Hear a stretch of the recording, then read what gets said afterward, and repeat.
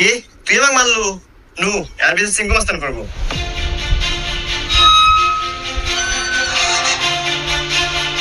সিংহ মাস্তান ও আমাকে একটা থাপড় মারছে, আর বিচার দেন। এই আমি সিংকু মাস্তান, এই এলাকা যত সমস্যা সঠিক সমাধান আমি নিজে দেই। নয় ওরা একটা থাপড় খাবো, আর নয় এক থাপড়ের বাদে 10টা জরিমানা দেবো। সিংকু মাস্তান, আমার কাছে তো কোনো এখন টাকা পয়সা নাই, একটা থাপ্পড়ই দেন। এই মার একটা থাপড়।